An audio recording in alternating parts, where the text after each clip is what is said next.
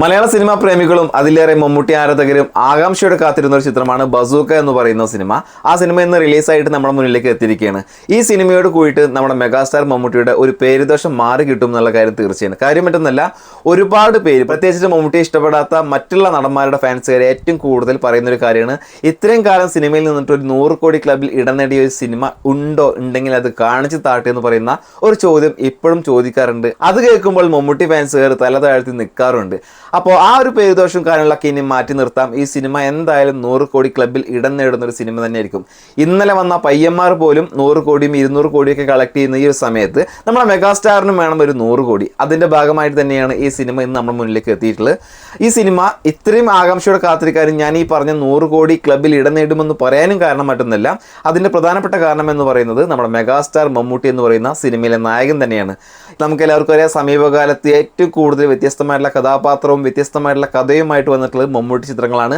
ആ സിനിമകളൊക്കെ വലിയ രീതിയിൽ ചലനങ്ങൾ സൃഷ്ടിച്ചിട്ടുണ്ട്, വലിയ രീതിയിൽ ഹിറ്റായിട്ടുണ്ട്. കണ്ണൂർ സ്കോഡും പ്രമേയവും ഒക്കെ അതിന് ചില ഉദാഹരണങ്ങൾ മാത്രമാണ്. പിന്നെ രണ്ടാമത്തെ കാരണമായിട്ട് പറയാനുള്ളത് സിനിമയുടെ സംവിധായകൻ ഡീനോ ഡെന്നീസ് ആണ്. ഒരു നവാഗത സംവിധായകനാണ്, തിരക്കഥാകൃത്തും അദ്ദേഹം തന്നെയാണ്. നവാഗതരുടെ കൂടെ മമ്മൂക്ക എന്നൊക്കെ കൈപിടിച്ചൊരു സിനിമ ചെയ്തിട്ടുണ്ടോ അതെല്ലാം വേറിട്ടുള്ള ഒരു സിനിമയായിരിക്കും, വ്യത്യസ്തമായുള്ള സിനിമയായിരിക്കും. മമ്മൂക്ക പറയാനുള്ളത് പോലെ പുതിയ സംവിധായകർക്ക് പുതിയ കാര്യങ്ങൾ സംസാരിക്കാനുണ്ടാവും, പുതിയ കാര്യങ്ങൾ അവതരിപ്പിക്കാനുണ്ടാവും. പിന്നെ മൂന്നാമത്തെ കാരണം ഈ സിനിമയ്ക്ക് ഹൈപ്പ് അതുപോലെ തന്നെ പ്രൊമോഷനും മറ്റുള്ള പരിപാടി ഒന്നും തന്നെ ഉണ്ടായിരുന്നില്ല എന്ന് ഞാൻ ആദ്യം പറഞ്ഞു.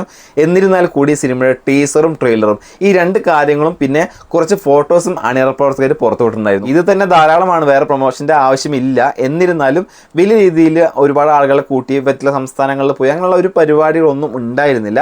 പക്ഷേ ടീസർ ട്രെയിലർ സിനിമ കാണാൻ ആളുകളെ ടിക്കറ്റ് എടുപ്പിക്കുന്ന തരത്തിലുള്ള ട്രെയിലറും ടീസറാണ്. പിന്നെ അതുപോലെ തന്നെ മമ്മൂക്കയെ കൂടാതെ ഈ സിനിമയിൽ വലിയ താരനിര അണിനിരക്കുന്നുണ്ട്. അതായത് സിദ്ധാർത്ഥ് ഭരതൻ, ഷൈൻ ടോം ചാക്കോ, അതുപോലെ തന്നെ ബിഗ് ബിയിലെ സുമിത്, അതുപോലെ നമുക്ക് എടുത്തു പറയാനുള്ളത് ഹക്കീം ഷാജാൻ, ദിവ്യ പിള്ള, ഐശ്വര്യ മേനോൻ എന്നിങ്ങനെയുള്ള വലിയ താരനിര സിനിമയിലുണ്ട്. അതുകൊണ്ട് തന്നെ സിനിമ കാണാനുള്ള ഒരു ആകാംക്ഷ സാധാരണ പ്രേക്ഷകന് മനസ്സിലുണ്ടാവും. കാരണം വലിയൊരു താരനിര, വലിയൊരു ക്രൂ ആയിട്ടാണ് വരുന്നത്. പിന്നെ നോക്കേണ്ടത് ഇതൊരു ബിഗ് ബഡ്ജറ്റ് സിനിമയാണ്, അതുപോലെ തന്നെ ഒരുപാട് നാൾ ഷൂട്ട് ചെയ്തിട്ടുള്ള സിനിമയാണ്.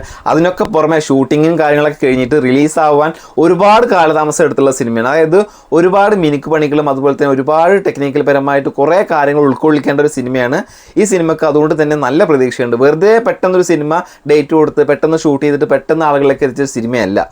ഒരുപാട് വർക്കുകൾ, ഒരുപാട് കഠിനാധ്വാനം ഈ സിനിമയ്ക്ക് ഉണ്ട്. അതെന്തായാലും നമുക്ക് സ്ക്രീനിൽ കാണാൻ പറ്റുമെന്നുള്ള വിശ്വാസം കൊണ്ട് തന്നെയാണ് ഇന്ന് എല്ലാവരും സിനിമയ്ക്ക് പോയിട്ടുണ്ടാവുക. ഒന്നുകിൽ ഈ ഒരു സിനിമ കുളിപ്പിച്ച് കുട്ടിയെ ഇല്ലാതാക്കും, അല്ലാന്നുണ്ടെങ്കിൽ മമ്മൂക്ക പറഞ്ഞ പോലെ തേച്ച് മിനുക്കി മലയാളികൾക്ക് തരാൻ പോകുന്ന വലിയൊരു ട്രീറ്റ് തന്നെയായിരിക്കും. അതായത് ഈസ്റ്റർ ആണ്, വിഷു ആണ്, വെക്കേഷനാണ്, പറ്റിയ സമയത്താണ് സിനിമ റിലീസായിട്ടുള്ളത്.